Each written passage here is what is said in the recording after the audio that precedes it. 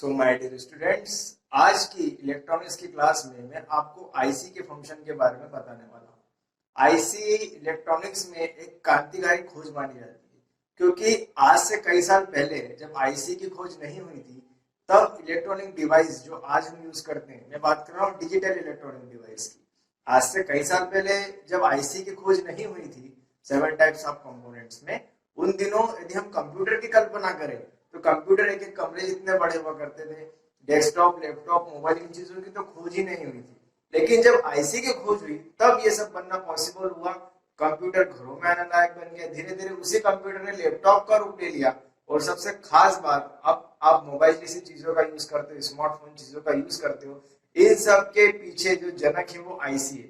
अर्थात यदि आईसी की खोज यदि नहीं हो पाती तो शायद जो डिजिटल डिवाइसेस, डिजिटल युग में आज हम लोग जी रहे हैं, वो शायद पॉसिबल ही नहीं हो पाता। तो आईसी की खोज बहुत क्रांतिकारी है डिजिटल डिवाइस और इलेक्ट्रॉनिक्स में। और आईसी की खोज ने बहुत सारी परिवर्तन इलेक्ट्रॉनिक्स में किए। जब कई साल पहले आईसी नहीं हुआ करती थी तो इलेक्ट्रॉनिक डिवाइस बहुत महंगे हुआ करते थे, साइज में बड़े हुआ करते थे और बहुत भारी हुआ करते थे, हेवी वेट हुआ करते थे। टीवी बड़ा भारी हुआ करता था, दो दो लोग टीवी उठाने के लिए लगते थे। रेडियो बुक का साइज बहुत बड़ा बड़ा हुआ करता था। लेकिन जब आईसी की खोज हो गई तो इलेक्ट्रॉनिक डिवाइस सस्ते भी हो गए और आकार में बहुत छोटे हो गए। इतने छोटे हो गए कि डेस्कटॉप ने लैपटॉप का रूप ले लिया और वही लैपटॉप आप टैबलेट और मोबाइल के रूप में आपको दिखाई देता है। तो ये जो डिवाइसेस छोटी हो गई, वो उसके बाद सस्ती हो गई, उसके बाद उनका जो वजन है बहुत लाइट वेट हो गया। मोबाइल जैसी चीजें हम बड़ी आसानी से हाथ में उठा लेते हैं। एलईडी, जो सीआरटी टीवी बहुत बड़ा हुआ करता था, आज एलईडी एलसीडी के रूप में उस टीवी को, बड़े बड़े एलसीडी टीवी को एक आदमी आसानी से उठा लेता है। डिवाइसेस हल्की हो गए और छोटे हो गए। और जैसे जैसे हम आईसी की खोज में और आगे बढ़ रहे हैं, नई नई आईसीयू की खोज हो रही है, माइक्रोचिप्स की खोज हो रही है, हम जैसे जैसे टेक्नोलॉजी में आगे जा रहे हैं, जैसे जैसे हम आईसी की खोज में आगे बढ़ रहे हैं, हम देख रहे हैं पहले हम मिनी युग में थे, मिनी से माइक्रो में आए, अब माइक्रो से हम जाएंगे नैनो टेक्नोलॉजी में। ये टेक्नोलॉजी के 3 युग है, 3 चरण से जो मैं आपको बता रहा हूँ, मिनी, माइक्रो और नैनो।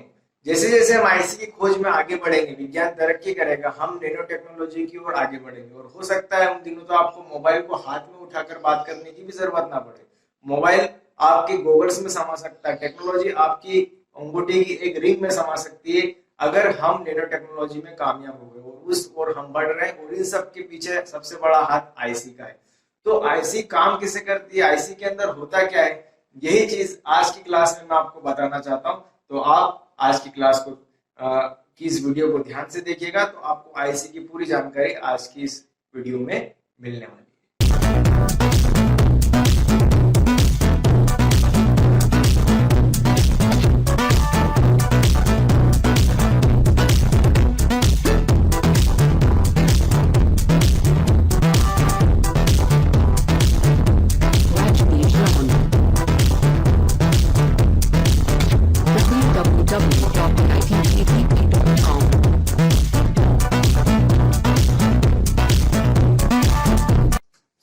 माय डियर स्टूडेंट्स, आज की इस बेसिक इलेक्ट्रॉनिक्स की क्लास में मैं आपको आईसी के बारे में बताने वाला हूँ।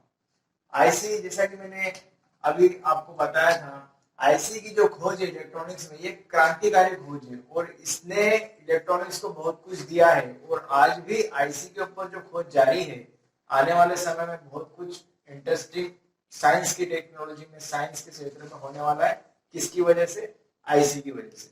तो आईसी इलेक्ट्रॉनिक्स का एक बहुत महत्वपूर्ण पार्ट है। एक तरीके से आप इसे इलेक्ट्रॉनिक्स में किसी भी डिवाइस का हार्ट और ब्रेन भी बोल सकते हो। किसे? आईसी को। आईसी की खोज कब हुई, किस तरीके से हुई, वो भी हम जानेंगे। यहाँ पर मैं आपको बताने वाला हूँ कि एक जो आईसी होती है वो बनती कैसे है और उस आईसी के अंदर कौन कौन से इलेक्ट्रॉनिक्स सेमीकंडक्टर कंपोनेंट्स पाए जाते हैं। हाँ स्टूडेंट, बिल्कुल से। आईसी जो है वो इलेक्ट्रॉनिक सेमीकंडक्टर से मिलके ही बनी है। आईसी में कोई नई चीज नहीं है, आईसी में कुछ भी नया नहीं है। आईसी में वही चीजें हैं, वही इलेक्ट्रॉनिक सेमीकंडक्टर कंपोनेंट्स हैं जिनको मैं ऑलरेडी पढ़ा चुका हूँ, जिनको ऑलरेडी आप पढ़ चुके हैं। 7 types of semiconductor electronic components में से कुछ कंपोनेंट्स ऐसे हैं जिन्हें आईसी के अंदर इंक्लूड किया गया है।